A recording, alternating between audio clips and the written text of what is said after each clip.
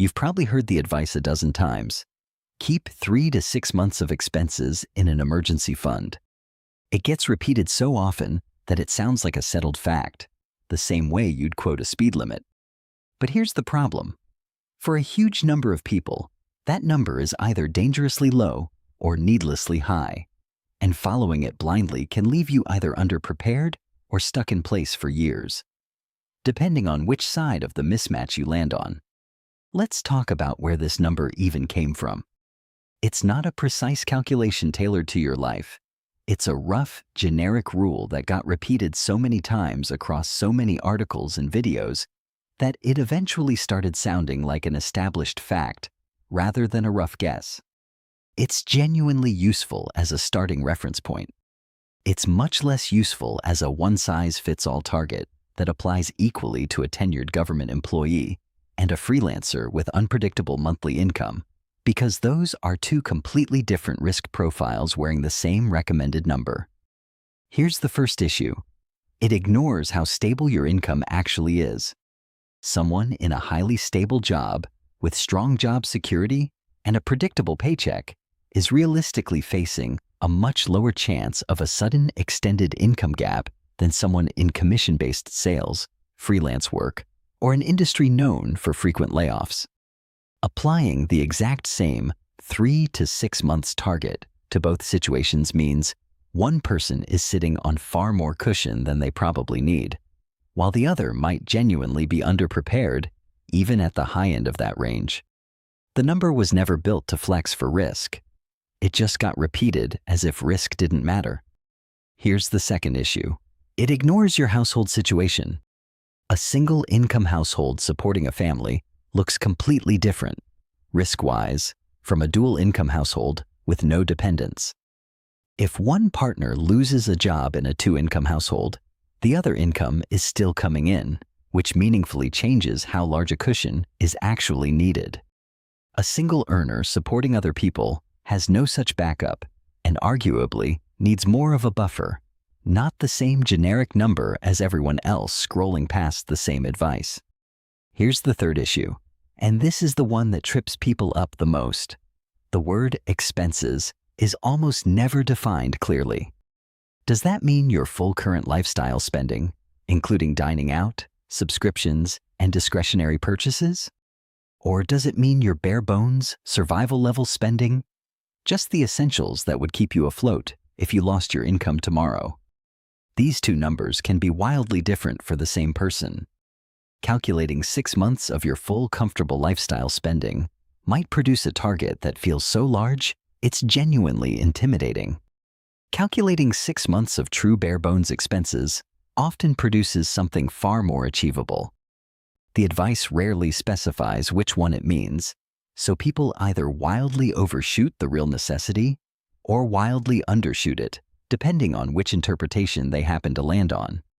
And that intimidation factor matters more than it might seem. When the target number feels enormous and unreachable, a strange thing tends to happen. Instead of motivating people to start saving, it does the opposite. Facing a number that feels impossibly far away, a lot of people simply don't start at all, because the gap between 0 and 6 months of expenses feels too large to bother closing. A generic, oversized target can end up producing less saving than a smaller, more specific, more achievable one would have.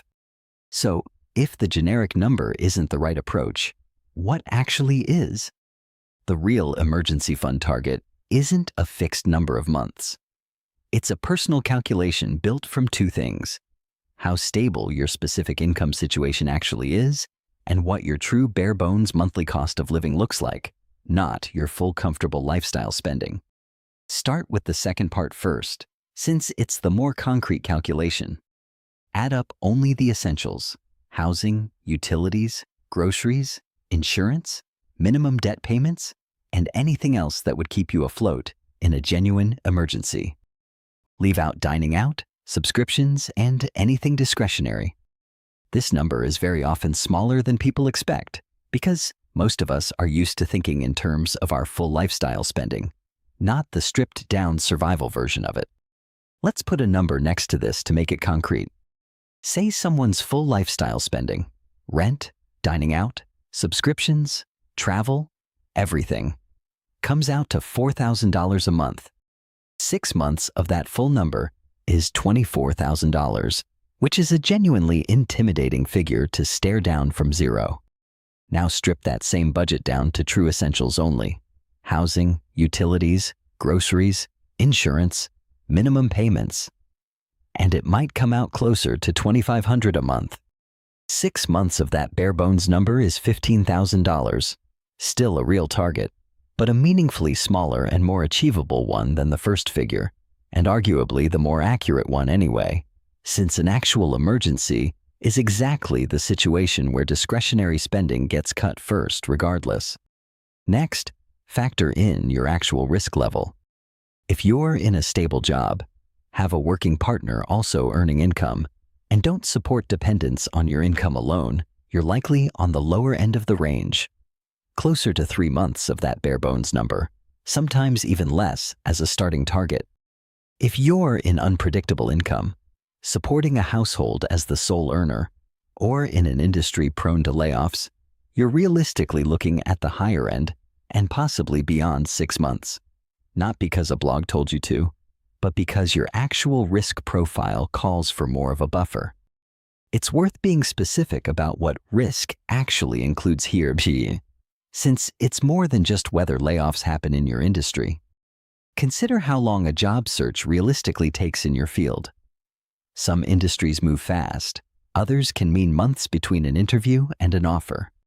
Consider your health and whether an extended gap in income would also mean a gap in coverage for anything ongoing. And consider how many people are actually depending on your income landing on time, not just whether you personally could tighten your belt for a while. None of these show up in a generic 3 to 6 month rule, but all of them belong in your actual number. It's also worth remembering that job loss isn't the only thing this fund needs to cover. A car repair, an unexpected medical bill, a home repair. These smaller, more frequent emergencies are actually more likely to happen than a full income gap, and they're exactly what derails people who've put everything toward long-term investing and left nothing liquid for the short term. Wherever you land on your target number, keep it somewhere easy to access without penalty. A separate savings account, ideally one earning some interest, but not anywhere that involves a delay or a penalty to withdraw from. The whole point of this money is that it's boring, liquid, and ready the moment something goes wrong, not optimized for growth. There's also a practical staging approach worth mentioning, especially if the full target still feels far away.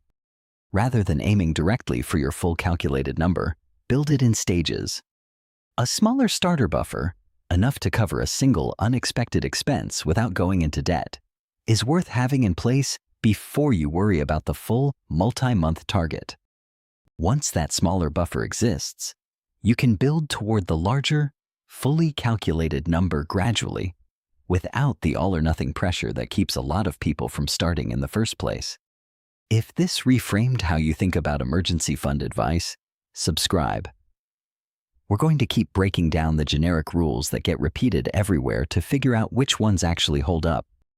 The real takeaway here isn't that 3 to 6 months is a bad number. It's that it was never actually your number to begin with.